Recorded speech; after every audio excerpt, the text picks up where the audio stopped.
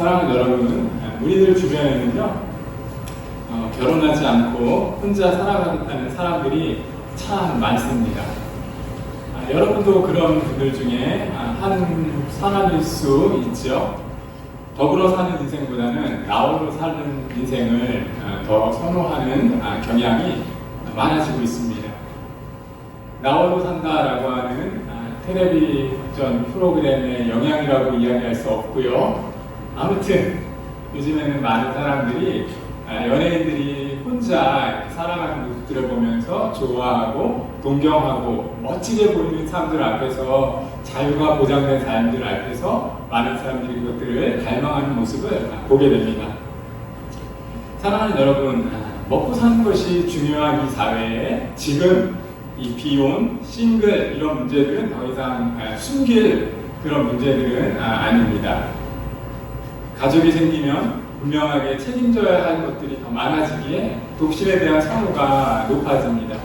지금 통계를 보면 10명 중에 3명 정도가 혼자 살아가고 있고, 그리고 또 솔로인 1인 가구 시대를 아주 자연스럽게 이 통계의 한 20%가 차지하고 있습니다. 여러분 어떻습니까? 결혼하지 않고 독신으로 하는 것에 대해서 어떻게 생각하십니까? 사실 오늘 설교의 제목은 앞에 가로가 있고요. 결혼, 선택인가 필수인가입니다. 사랑하는 여러분, 여러분은 결혼하지 않고 독신으로 사는 것에 대해서, 혼자 사는 것에 대해서 어떻게 생각하십니까? 결혼하고 싶지 않은 사람들이 늘어나는 이유는 여러 가지 현상들이 있어요. 제가 이야기하지 않아도 여성들의 권위가 형성되는 시대를 살아가고 있고, 또한 이 사회 구조적인 측면에서 많은 분들이 자유라고 하는 것들을 누리고 싶어 합니다. 교회 역시 외가 아니고, 또 이 사회적인 분위기에 편승하면서 아주 자연스럽게 이 싱글이라고 하는 것, 혼자라고 하는 것이 많은 사람들에게 각광받는 그런 대세 중의 대세가 되었습니다.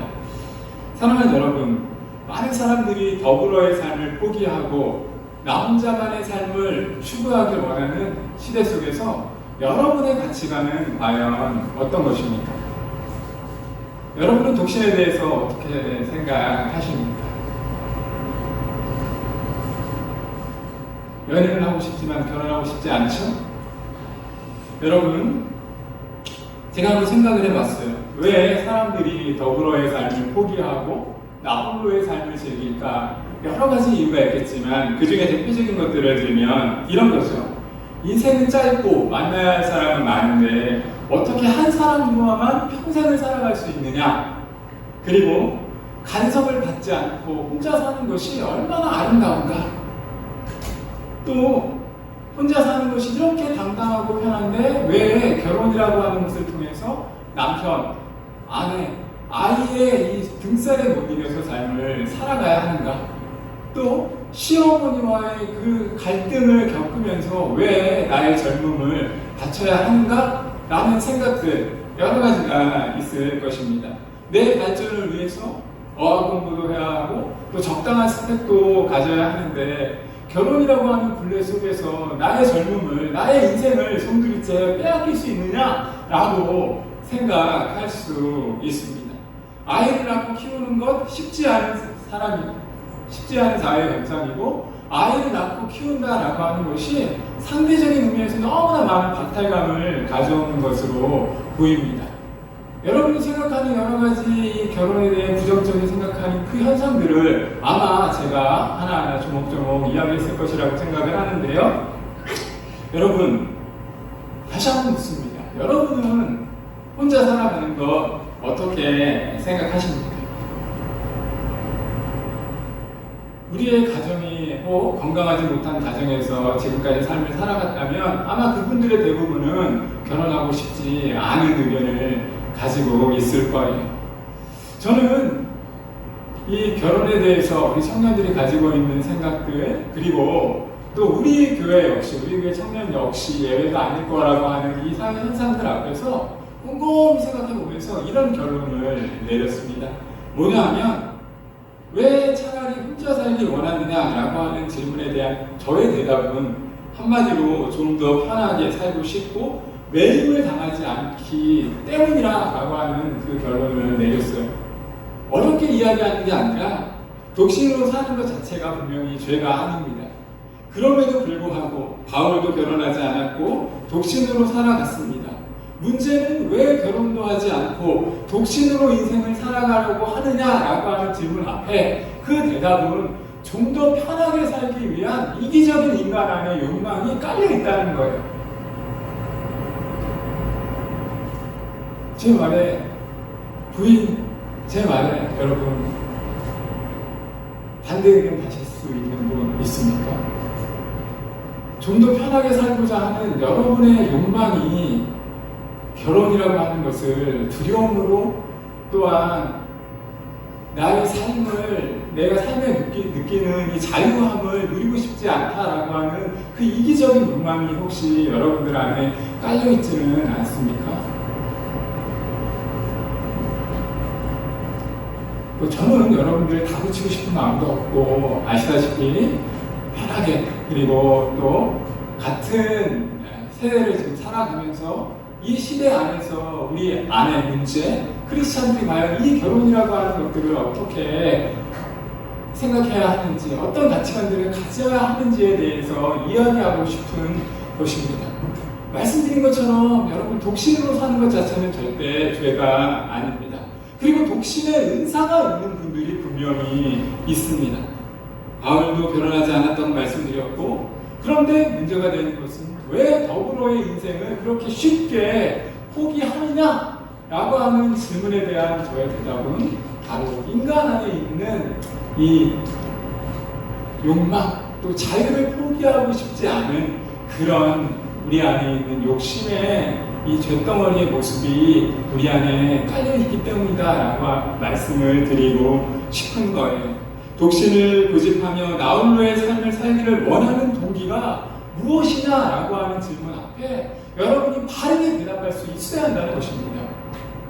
다시 한번 말씀드리지만 독신의 은사가 있는 분이 분명히 있어요. 혼자 살아가는 것이 아주 자연스럽고 혼자 사는 것으로 인해서 하나님이 허락하신 사명을 감당할 수 있는 사람이 분명히 있습니다. 근데 문제는 뭐냐면 그런 사람은 다는 아니라는 거예요. 그럼 왜 혼자 살길 원하느냐? 내 안에 있는 자유, 빼앗기고 싶지 않은 이런 이기적인 욕망이 내 안에 깔려있기 때문이라는 거예요. 오늘 저는 이 전도서 말씀을 통해서 함께 한다는 것, 더불어 한다는 것이 얼마나 축복된 삶인지를 같이 말씀을 보면서 나누길 원합니다. 두 가지 생각해 보려고 하는데, 첫 번째로는요, 함께하는 삶, 더불어의 삶을 통해서 좋은 상을 얻게 된다라고 하는 것을 반드시 기억하시길 원합니다. 사랑하는 여러분, 오늘 전도서의 기자는 솔로몬이고, 솔로몬은 한 나라의 왕이었고 모든 것을 소유했던 사람입니다. 그런데 그가 인생의 말년에 사랑하는 후배들을 위해서, 아끼는 사람들을 위해서 글을 씁니다. 그리고 오늘 전도서 읽었던 본문에 뭐라고 이야기를 하고 있냐면 9절 말씀 바로 앞절까지의 얘기가 어떤 이야기를 하고 있냐면 어떤 사람이 있었다는 거예요. 독신을 고집하며 삶을 살아갔던 사람이 있었다는 거예요. 아주 편하게 자기가 만족하면서, 그리고 그 사람은 특징은 뭐냐면 게을르지 않았다고 이야기합니다. 혼자 살면서 더 좋은 삶을 살아가기 위해서, 더 좋은 것을 얻기 위해서 수고하고 열심히 일하고 헌신하고 자기 일에 아주 열정적인 삶을 살아갔다라고 이야기를 하고 있어요. 근데 문제는 뭐냐면 그 사람이 누렸던 감정은 무엇이었냐 하면, 일을 했고 많은 성과를 거두었는데 8절 말씀을 제가 읽진 않았지만 성경 말씀 8절 말씀을 보면 이것이 헛되어 불행한 노고로다라고 말합니다. 무슨 이야기냐면 그 한 사람은 너무 열심히 일을 했어요. 많은 것들을 거두었고 게으르지 않았고 최선을 다했고 많은 것들을 누렸는데 문제는 뭐냐면 인생의 뒤에 와서, 후반부에 와서 자신의 삶을 돌아보니까 내가 많은 것을 가졌는데도 불구하고 그것을 누릴 사람이 없다는 거예요. 그러니까 얼마나 헛된지, 내가 과연 왜 이렇게 살았느냐? 왜 이렇게 열심을 다했느냐라고 하는 거에 스스로 자책감을 느끼고 스스로 자책을 하게 되었다라고 성경은 말하는 것입니다. 그리고 오늘 성경 말씀 9절 말씀에서 전도서 기자는 이렇게 이야기합니다. 우리 9절 말씀을 한번 같이 한번 읽어봤으면 좋겠는데요. 우리 한번 같이 한번 읽어보도록 하겠습니다. 같이 읽습니다. 시작. 두 사람이 한 사람보다 너희가 수고함으로 좋은 삶을 얻을 것입니다.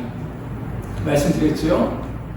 한 사람이 열심히 너무나 일했고 너무나 많은 수고를 했고 많은 것을 거두었는데 돌아보니까 자기의 산을 자기의 거둔 곡식을 나눌 사람이 없는 거예요. 그러니까 헛되다라고 이야기를 하는 거예요. 그러면서 뭐라고 얘기하냐면 두 사람이 한 사람보다 나은 것은 내가 가지고 있는 것, 내가 수고한 것을 같이 누릴 수 있는 기쁨이 있기 때문이다라고 말하고 있습니다. 그러면서 그것과 동시에 뭐라고 얘기하냐면 좋은 삶을 얻게 된다라고 말하고 있습니다. 사랑하는 여러분, 유명한 실험이 하나 있어요. 어떤 실험이 있냐면 그냥 말이요. 말을 한 마리를 끌 때 한 마리가 물건을 얼마나 끌고 가느냐라고 하는 것과 두 마리가 어떤 그 물건을 끌고 가느냐라고 하는 것을 실험을 한 사람이 있습니다. 원래 과학자들 이런 사람들은 할 일 없는 사람들이에요. 그러니까 별거 아닌 것 같고 다 실험하는 건데, 근데 한 마리 말이 이렇게 물건을 끌고 갈 때는 어느 정도를 끌었냐라고 통계를 보니까 2톤이었다라고 합니다. 말 한 마리가 끌 수 있는 힘은 2톤 정도의 역량이었다라고 하는데, 말 두 마리가 물건을 끌 때 그럼 어느 정도의 산술적인 평균이 나옵니까? 4톤 정도를 끌어야 하잖아요. 그런데 말 두 마리가 함께 어떤 일을 감당하니까 23톤 정도를 끌었다라고 하는 실험이 있습니다. 무엇을 보여줍니까? 미물에 불과한 말도 두 말이 합해지니까 더 많은 소비의 결과를 거두었다라고 이야기를 해주고 있습니다. 한 사람보다 두 사람이 나은 것은 더 많은 결과, 그리고 우리가 생각하지 못하는 1 더하기 1은 2 이상의 결과를 얻을 수 있기 때문이다라고 성경이 우리에게 말씀해 주고 있습니다. 사랑하는 여러분, 그 원리로 성경 말씀을 가만히 보시면 예수님께서 12제자를 파송하실 때, 그리고 70인 전도단을 파송하실 때 예수님의 하신 얘기 있어요. 어떻게 하신지 알아요? 한 사람만 보내지 않아요. 예수님께서 어떻게 하시냐면 두 사람씩 짝을 지어서 전도를 나가게 하십니다. 왜냐하면 한 사람이 하지 못하는 일을 두 사람이 배가의 일뿐만 아니라 그 배가 되는 4배, 8배의 일들을 같이 감당할 수 있기 때문이에요. 혼자 나가서 전도하는 것보다 두 사람이 나가서 전도할 때 훨씬 더 시너지 효과가 크기 때문이라는 것입니다. 저도 영국에서 선교 사역을 했어요. 무슬림들에게 선교 사역을, 기독교가 무엇인지를 증거했던 사역을 했습니다. 영국에 있는 터닝 포인트라고 하는 지역에서 제가 선교사로 사역을 한 2년 정도 했었는데, 저는 여러분이 알다시피 한국인이고 그것도 키 하나만 큰 그냥 허약한 체질의 사나이입니다. 그런데 저희 선교 전략 가운데 하나도 선교를 나갈 때는 저같이 영어를 모국어로 쓰지 않는 사람 하나하고, 그리고 영어를 모국어로 사용하는 미국이나 영국 사람 친구 한 명을 꼭 같이 붙여서 나가게 하는 겁니다. 그런데 저는 한국 목사잖아요. 한국에서 좀 목회를 공부했고 또 성경을 열심히 읽었고 어릴 때부터 성경 척척 박사로 자라왔습니다. 영어는 못하는데 문제는 아주 잘하는 하나가 있었어요. 뭐냐 하면 적재적소에 성경 말씀을 찾아서 읽어주는 거예요. 제가 외국인들하고 나가서 성경을 대화를 막 이렇게 나누다 보면 제 영어의 한계를 느끼는 겁니다. 저랑 저희 친구랑 같이 외국인들을 만나서 사역을 하다 보면 이 친구는 그냥 복음에 대한 열정이 있어서, 미국 사람이에요. 복음에 대한 열정이 있어서 성경 말씀을 그냥 자기가 아는 대로, 그리고 이 상대방의 반론에 맞추어서 이야기를 하는 겁니다. 그럼 저는 그 말을 다 따라할 수는 없는 거죠. 한국 사람이니까 영어를 다 잘할 수가 없으니까. 그래서 제가 했던 게 뭐였냐면 이 사람의 이야기를 듣고 이 사람이 이야기하는 반론에 대한 성경 말씀을 찾아주는 역할을 했습니다. 그리고 제 파트너에게 이 성경을 읽어주라고. 요한복음 3장 16절 말씀이 얼마나 중요한 성경 말씀인지를 찾아서 읽어주고, 그럼 이 친구는 그 말씀을 기억했다가 상대방에게 영어로 말씀을 전하고, 그러면서 선교 사역을 했습니다. 여러분, 저는 그것이 정말 성경적인, 그리고 예수님께서 우리에게 보여주신 말씀의 본이라고 생각합니다.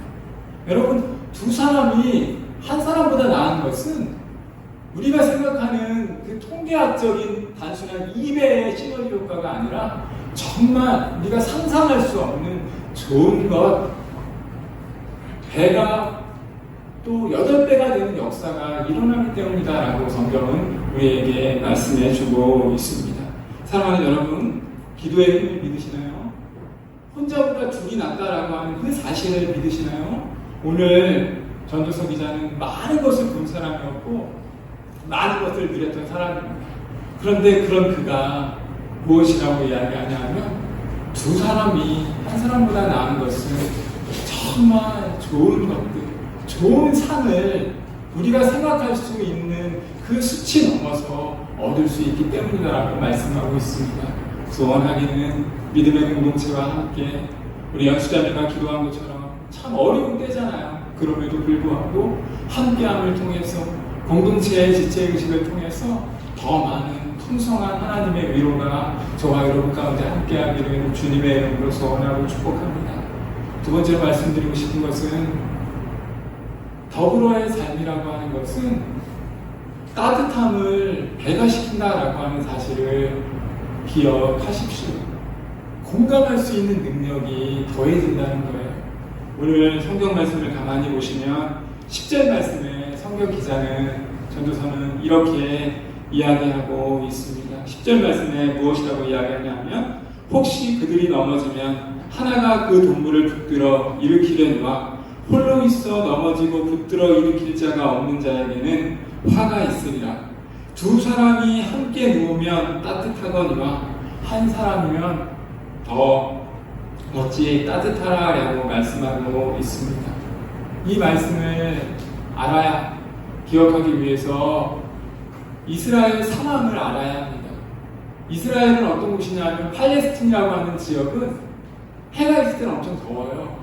그런데 밤이 밀려오면 엄청 추운 지역입니다. 그리고 야외 목동 생활을 하고 또 정처 없이 집이 없이 거하는 사람들에게 있어서 독특한 기후의 영향으로 말미암아 매서운 바람, 추운 공기, 저체온증은 한 사람을 참으로 어렵게 만드는 일들을 감당하는 곳이 바로 이스라엘입니다. 그곳에 전도자가 있다는 거예요. 그리고 그 전도자가 말씀하는 겁니다. 한 사람이면 갑자기 밀려오는 추위를 감당할 수 없지만 둘이 함께 같이 누워 있으면 저 한 사람의 체온을 내가 느낄 수 있다. 그래서 따뜻함이 더해진다. 한 사람이 패하는 것은 어떻게 보면 당연하지만 두 사람이 함께 이길 수 있는 승리의 그 확률이 더욱더 많아진다라고 성경 기자가 말씀하고 있습니다. 사랑하는 여러분, 우리가 왜 나홀로의 삶보다 더불어의 삶을 살아야 하는지 성경 기자는 분명히 우리에게 말씀해주고 있습니다. 따뜻함이 더해진다는 거예요. 공감의 능력이 더해진다는 거예요. 위로할 수 있고 소통할 수 있는 삶의 장이 더해진다는 것입니다. 그래서 12절 말씀을 보시면 이렇게 말하는 것입니다. 한 사람이면 패하겠거니와 두 사람이면 능히 강하나니 삼겹줄은 쉽게 끊어지지 아니하리라. 혼자 할 수 없는 일을 둘이 함께 할 때 모든 일들이 가능하다라고 성경 기자가 말씀하고 있습니다. 사랑하는 여러분, 따뜻함이 그리우십니까? 공동체와 함께 나 홀로의 삶보다 더불어의 삶을 추구하는 저와 여러분에게 주님의 이름으로 소원합니다. 사랑하는 여러분, 여러분이 아시다시피 저는 청년 사역을 하니까요, 청년들이랑 그리고 또 외부에서 식사할 경우가 상당히 많습니다. 그런데 가끔은요, 집밥이 그리울 때가 있어요. 어머니의 집밥이 그리울 때가 있고 아내의 집밥이 그리울 때가 있습니다. 그리고 여러분이 아시다시피 어찌 보면 외부에서의 음식이 반찬도 더 많고 더 고급스럽고 더 낫게 보입니다. 그런데 제 아내가 그리고 저희 어머니가 가끔가다 집에서 해주는 음식을 먹게 되면 왜 그런지 더 기분이 좋습니다. 반찬이 많아서가 아니고요, 아내의 요리 실력이 주방장보다 더 나아서가 아니고요, 가정이라고 하는 따뜻함이 있기 때문입니다. 아내의 따뜻함이 그 음식에 담겨 있기 때문에, 어머니의 손맛이 그 안에 담겨 있기 때문에 나 혼자가 아니라 더불어 함께하며 귀한 가정의 아름다움을 누릴 수 있기 때문입니다. 소원하기는 저와 여러분 가운데 나 홀로의 삶이 아니라 더불어의 삶을 추구하는 우리 사랑하는 청년들이 되었으면 좋겠습니다. 작게는 우리 가정에서, 그리고 좀 넓게는 우리 공동체에서 하나님과 하나님이 우리에게 주신 사명을 기억하고 믿음의 걸음을 함께 걸어가는 저와 여러분이 되길 주님의 이름으로 소원하고 축복합니다. 우리 시간 같이 찬양합니다. 우리